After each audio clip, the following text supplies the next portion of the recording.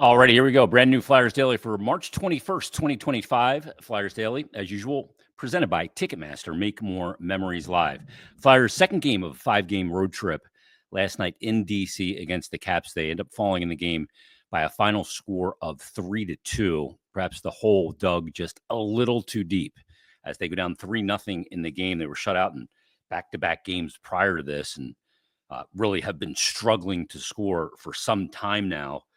Haven't had any guys be able to give you reliable scoring, and it's been tough to generate offense for this Flyers team over their last 9 games. Going into that one last night, a record of 2-7, and only scored 14 goals for, so well below the average of 2 a game, and that's a difficult process to try and win games in the NHL when you're averaging under 2 goals a game during any stretch of play. We'll get into some of the particulars and reasoning for that in this podcast as well. But looking at the game last night, Alex Ovechkin, it was a night about the number 8, the grade 8, chasing down Wayne Gretzky's record 8 away, and he scores 888 last night to open the scoring at 14:25 of the first period. His 35th goal of the year. Mind you, he's only played 53 games. It's a ridiculous pace. And he just finds a way to get to spots. Always has been able to. On this goal, he actually, after the faceoff play, ends up as the high middle point man at one point, dishes it off to the right side, migrates over to the right point, but then crosses the zone. And by the way, he is so far out of position to the right, and then just goes to the right spot on the back door on the left side where he's the left winger, and finds a little bit of daylight there. And Protas makes a great pass to him, and he just deposits it into the yawning cage at that point. He'll take 100 of those and puts Washington on the board and makes it a 1-0 game. That's how we would end the first period, with Washington up 1-0. Kind of a ho-hums first period, 6-5 were the shots. Nothing real crazy or dramatic about that period. Go to the second, 156 in, and you got to play here where Jamie Drysdale coming out from behind his own net, trying to go up the wall, skating it, and good forecheck by the Capitals. Anthony Beauvillier ends up stripping Jamie Drysdale. Then he carries the puck back around behind the Flyers net, goes low to high. Low to high plays, always something I said are very difficult for goaltenders, because if you're looking behind, you don't know where that attacking player, where he may go with the puck if he's got multiple options. And a low to high play, very dangerous. Beauvillier gets it to Matt Roy, who takes the one-time shot, and Brandon Duhaime is crossing in front, gets the tip on it, and puts it up over the blocker of Sam Ersson. I like the way that Ersson played it. He's tracking the puck perfectly and in good position on the Matthew Roy shot. But as soon as it's deflected, it's game over. You can't react to a deflection, especially one that's right on you and just in front of you outside the crease. Duhaime does a good job, and that puts the Caps up 2-0, his 8th of the season. And then at 11:06 of the second period, it was Andrew Mangiapane, after the Flyers turned the puck over just inside the Washington zone. A little cross-ice pass from Bobby Brink trying to get to Travis Sanheim. It's behind him. Causes Sanheim to try and get that, put his body in a weird position, as a blowing a tire. It's an odd man rush the other way. Beauvillier with a beautiful sauce pass over the stick of Cam York. And then Mangiapane gets it and is able to beat Sam Ersson, high blocker on the 2-on-1. So you look at the 3 goals, and you look at the stat line for Ersson. He only had 16 shots against, gave up 3 goals, and 813 save percentage. The raw numbers don't look good. But it wasn't about quantity for Washington in this game. It was about quality. All 3 of those goals were scored on very high-quality scoring chances. Backdoor play, a little 2-man play down low for the first goal for Ovechkin. The Duhaime goals, the tip goal, which is one of the highest danger chances you can get. And the Mangiapane one comes off the rush on an odd man rush, 2-on-1, where the pass was successfully made to Mangiapane. So can't fault Sam Ersson for any of those. Frankly, I was surprised that he got the start. I thought they would go back to Fedorov in this game. There is back-to-back games this weekend. So we'll see Dallas on Saturday and the Chicago Blackhawks on Sunday. So we'll see both goalies this weekend. One will get the start on Saturday, one will get the start on Sunday. But I was a little surprised that after the last game that Fedorov played, that John Tortorella didn't go back to him in this situation. Something I'll talk to Torts about today, as we'll be taping our Hockey and Hound segment. I'll ask him about that decision-making, how he plans to deploy his goaltenders over the final games of the season. So we head to the third period. Flyers are down 3-0. And we've talked about it quite a bit here on Flyers Daily. The first sign of a team that isn't buying into a coach's message is effort and is fortitude, is resiliency, a lack thereof, those things. That's the first sign. When a team lacks those things, you start to question, has the coach lost the room? Well, the Flyers in those first two periods, they played hard. They were down 3-0. They had some really good chances, couldn't get a goal, and they come in back-to-back games, shutout. And you go into this third period, and you go, okay, what can they take out of this third period? Can they come out in this third period and give them some juice to take with them to Dallas, that they maybe can start turning things in their favor a little bit, feeling a little better about their game? That was the goal of the third period for me. And they come out in the third period, they outshoot the Washington Capitals 17-2 in the third period. They dominated the period. Frankly, they should have scored about 4 goals in the period. They finally get on the board at 5-10 when they simplify. Ryan Poehling comes out of the corner, takes the puck right to the blue paint hard. He's a big center, big, long center. I like those guys going to that blue paint hard with the puck, and he does it. He gets a little help with the goal when Jacob Chikrin crashes down on it, and actually his stick is the one that knocks it in behind the Washington netminder. But Poehling gets the goal, his 6th of the season. Good hard move to the net. Flyers are on the board 3-1. After that, Washington scores again. John Carlson. Now it's 4-1. You're going, oh, geez, now you're down 3 again. It's over. But the crack video coaching staff sees a hand pass. They saw this, I think, last year or the year before, where it hits off a player's glove, and the next person to possess it is that team in Washington. And John Tortorella decides to challenge it, and it is overturned. So, okay, we're back to 3-1. Flyers down by 2.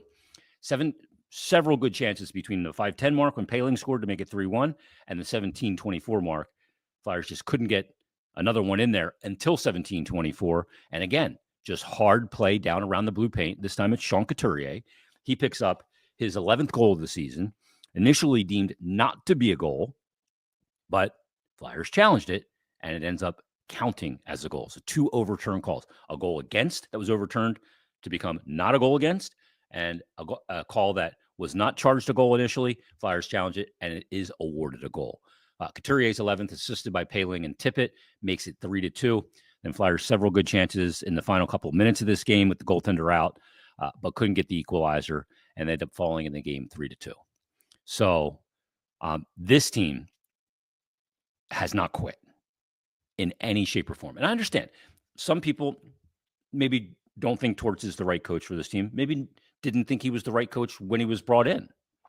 Some people maybe didn't think he was the right coach when he was brought in and changed their mind.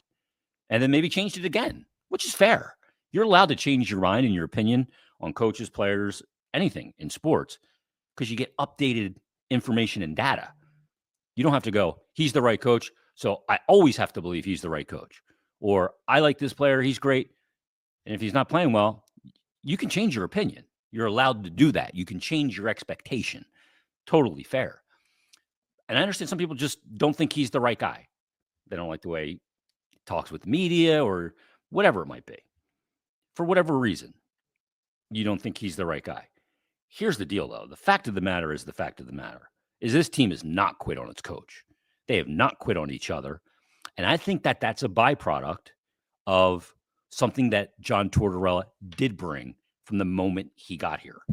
He did bring accountability, a standard, and trying to get this organization back to the roots of its DNA as a team that doesn't quit, as a team that plays hard, a team that the fans can be proud of because they are not going to pack it in.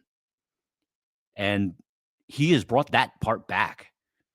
And if he's here next year or if he's not here next year, that part will stay because this core group that's here now, guys like Konechny, Couturier, Sanheim, guys like Cam York, Jamie Drysdale now, and others have all played with that standard and what it means to put that jersey on and be a Flyer. So if nothing else, he has brought those 3, and I think they are massively important elements into the organization. I said when he got here, like about halfway through year 1 of Torts, I said, it's like he just brought a big full-length mirror to the Flyers organization. And he just put it in front of people and made them look at themselves and hold themselves accountable. That they could be better, but they had to push themselves. And they had to look at everything. It wasn't going to let them walk by and not have to look at the part that you play and where things are and how you can be a part of the solution and how you can take your game to a next level if you're willing to buy in to a standard and if you're willing to buy in to what the organization is trying to do. If you're not, it's simple. You move on. And they moved on from a lot of players, 19 players since Danny Briere took over of the 35 that played that season. There's been a lot of turnover. And that's something that he has brought to this organization. And that will reside beyond him whenever he is done as the head coach of the Philadelphia Flyers. And I think it was one of the most important things to bring back to the organization, as with this new regime, with Danny Briere, Keith Jones, and Dan Hilferty, to take it back to where it was. Not to be the Broad Street Bullies. That's not what it's about. But be an organization that its fans could be proud of because they always gave everything they had. That's respect. That's respecting your fan base. And yeah, they came up short last night, and ultimately sports are a bottom line business. It's about winning and it's about losing. And it will be about that again for the Flyers. Now, some people will be happy. They saw the game last night. See, a team didn't quit, made it a game, but got the result they wanted because they want the team not to win games so they can have a better lottery chance to move up or get a better draft pick. And look, I don't fault people for thinking that either. I don't. It's something I don't go into. It's not where my mind goes, but I understand people's philosophical feelings on that. This team didn't quit. They played their ass off in that game last night and in that third period. I was proud to see that. I think that's important.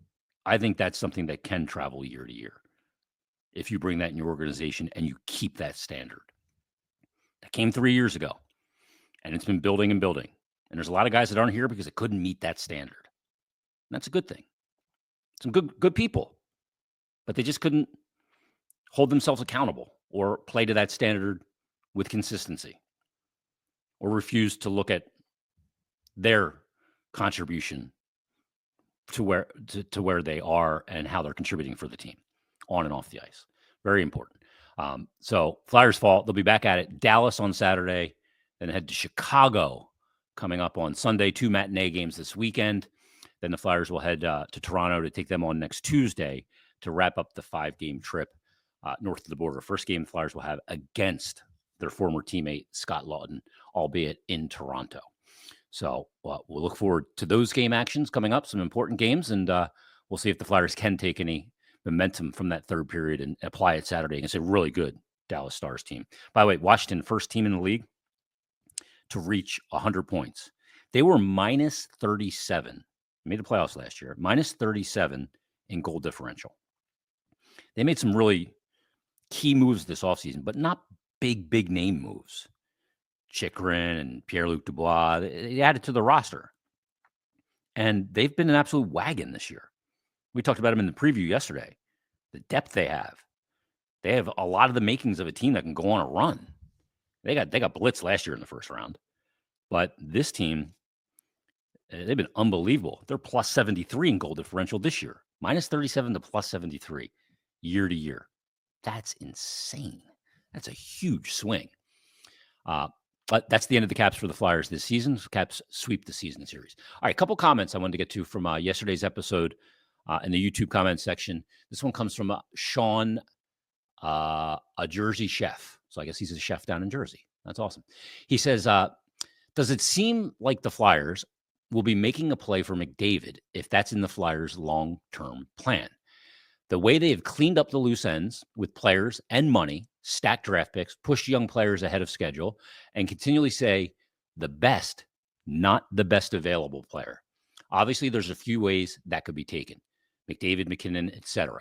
McDavid seems the likely of a few options. He said, I believe he said McDavid wouldn't resign with Edmonton if they didn't win a cup. I don't think he ever verbalized that. I think that's been conjecture. And Sean goes on to say that combined with the Flyers' timeline, current and future cap space, and need for a 1C, I wonder what the leadership is planning. I do too. I do wonder that because I agree with you, Sean. The fact that Keith Jones has reiterated, Danny Briere has as well, in interviews both with me and other people, they seem to make that distinction between best available and best player a lot. To me, that's very telling. He said, I know it's far off and so many things have to fall the right way, but I feel the possibility is there. Your thoughts. As always, love the pod, and we are sending you and your family positive vibes and keep up on your end and staying positive. Thank you for that. I appreciate it. Look, I don't know if they're targeting McDavid. I don't know if McDavid's going to get to the UFA market. Only one team will be able to offer him 8 years. That's the team he's with, Edmonton. I do think that McDavid is keenly aware that if he played in a market, big American-sized market, that his exposure and his ability to put his name into a different pantheon would happen if he's in a Northeast market like Chicago. Well, that's not Northeast, but like Chicago, though, Philadelphia, D.C., Boston, New York. The name recognition of the player goes up immediately when you're in one of those big markets. Your ability to command more, deals outside of hockey to supplement your income rises. The travel of being a Northeast team is so much more palatable than it is in Edmonton. He socked away up there in Edmonton. I'm sure. I've never been to Edmonton. I'm sure it's a great place. But for a lot of fans of hockey in the United States, it's like Siberia. His games are at 10 o'clock. You don't get to see him enough. There's not enough exposure to the greatness that is Connor McDavid. So is he part of the plan? I don't know. Do I find it curious that we keep hearing best player and not best available? I do. I also look at the situation with a new building on the horizon and what took place when the building they're in right now was a new building. It became the house that Eric built, Eric Lindros. You need the marquee player to sell out the suites, the seats, and everything else in a new building. So I think they're keenly aware of that as well. If he gets to free agency, what you could offer them? You could offer them the maximum amount that you can offer them, that any team can offer them, plus the ability to get endorsements, work on an East Coast, play for an East Coast team with much more palatable schedule, and put your stamp on the hockey world outside of Edmonton. Could it be possible? Anything's possible. Wayne Gretzky was traded. Is it likely? I don't know. This is where the connections of Keith Jones pay dividends. But the fact that they keep repeating that it's about getting the best player, not the best available player, is something that has absolutely got my mind buzzing about it. I mean, could you imagine? I mean, come on. How crazy would that be to have a guy of that ilk here? We've been there. We've had it before.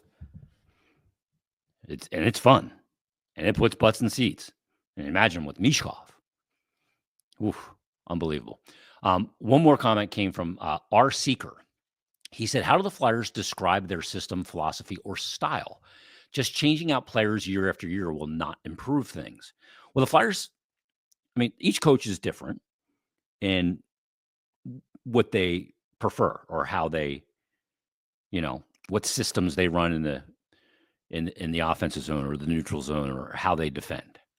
The Flyers, in year one of John Tortorella, were very much a team that was protect the house.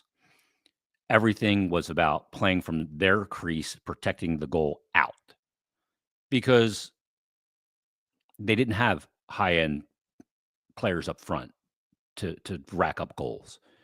And they had to defend and then garner their offense out of good defense. And it's kind of a ho-hum style. And, Ivan Provorov was here at the time. You saw, especially when pucks were be turned over in the neutral zone, a lot of D-to-D regrouping. And all that did was get the other team into their structure to defend. In year 2, and I remember about 12 games into the season, I'm going, what team is this? Because it's totally different in the way that they are defending, the way they are attacking, both in the neutral zone and into the offensive zone. They became a transition off the rush team. They were second in the NHL in off the rush goals and first in the NHL last season in off the rush chances. And you could see it. It looked totally different. I think a lot of teams weren't ready for it when they took on the Flyers last year. But John Tortorella changed and said that we can't just generate goals off a forecheck. We have to get out on the rush. We have to, in essence, put a little bit of risk into our game for the reward of getting scoring chances off the rush. Now, the risk in being a team that plays like that is if off the rush it gets turned over or the play gets killed, then the other team's going the way off the rush in odd man opportunities. That's the risk that comes with it. They felt good about their goaltending with Carter Hart and Sam Ersson that, hey, we're going to give up some odd man rushes the other way. Our goalies will bail us out. And they did for much of the season prior to Carter Hart leaving. And they became a team that got up off the rush. As far as philosophically and system what they play in the offensive zone, they have a 2-1-2 forecheck. It's called a 2-1-2 split. Basically what it is, it's very aggressive over the 1-2-2. By bringing 2 men in, first man goes in and attacks the defenseman or the puck. The second man that comes into the zone, his job is to either support F1, who attacks the puck, or take away the D-to-D pass by taking away that defenseman and being able to cut off that route for a team to flip the strong side of the ice. That's the 2-1-2 split. F1 and F2. F3 is in high and reading the play to support the puck side. And if that transitions to the other side, he supports it that way as well. Now, okay, 2-1-2 comes in. They rim the puck up the boards because they don't have the D-to-D pass. Then the job of the defenseman on that side of the ice is to crash down the boards for F3 to then migrate over, cover the point position, and try and get in on the forecheck to create possession that way. It's a high-risk, aggressive forecheck done philosophically to create possession and offense. And the off the rush from your D zone to not have the D-to-D regroup, to catch a team when they're not in their structure and attack them that way. It's a fast-paced way to play. In the neutral zone, they're a team that likes to press forward and press the play and defend their blue line. They're not a team that likes to give up the zone entry. And there's also some risk in that because if a team beats it, then they can come in and they can get set up rather easily. It's a very aggressive system and philosophy that they play. And it's frankly, it's one that players find enjoyable to play. Players don't like to retreat. Players like to attack. You hear John Tortorella say the term often, I want my defenseman surfing forward, pushing the play with pace. The one criticism he's had about Yegor Zamula is he doesn't push the pace fast enough at times. He doesn't think that fast enough. Turnover happens, he gets it. Boom, you got to go right back and attack them immediately. That's a system that players enjoy playing. There's risk to it. It's fun to play. It's high-paced. That's the change that they have made. And it was shocking from year 1 of Torts to year 2 to see this philosophical difference. But he saw his team and said, I have to put my team in a position to play like this to have any kind of success and move forward. Plus, that's where the league's going. I can't coach now like I did in the mid-2000s when it was more of a slogging league and defend and block shots. Now, when it comes to defending, you still do got to block shots. You got to sacrifice. You still got to have good defensive zone structure. You can't fly the zone. Those are non-negotiables. But you do want to be a fast-paced team that gets up in opposition. As far as changing out players year to year, not improving things, well, Flyers have changed out players year to year in John Tortorella's tenure, but the players have not been upgrades from what they sent out. That's part of a rebuild. Now it's time this offseason to start upgrading those pieces. The players improve things in a system if the players you acquire and replace other players with are better at executing that system, are more skilled, can play faster, can play stronger, can play off the rush, can finish better than the ones that were there prior. If you just match a player, swap one player A for player B, and they're the same thing, no, there's not going to be improvement. And that's been part of this rebuild. Figuring out who you, like the guy said in the tweet yesterday, Tommy Tsunami, part of this process in the rebuild was finding out what you are, and just as importantly, what each player is not. That's been this part of this process that has taken place. So I hope that describes the system. I've talked to Torts quite a bit about the systems and how he changed them over his career in coaching and how he's changed them here in Philadelphia, both when I speak with him on Hockey and Hounds and privately as well. I'm a big systems guy, and seeing how to attack teams, I look for those things. And they play a very high-paced system that's full of risk. Sometimes that bites you. All right, so I hope that explains it. Thanks for the comments as well. Flyers will be back in action coming up on Saturday. They'll take on the Stars, and we'll be back Monday when the Flyers have a couple of weekend games, Stars and Blackhawks with Bill Meltzer. We'll break that down, the week that was and much more. And maybe we'll do an Ask Billy coming up on Monday as well. So join us then on a brand new Flyers Daily.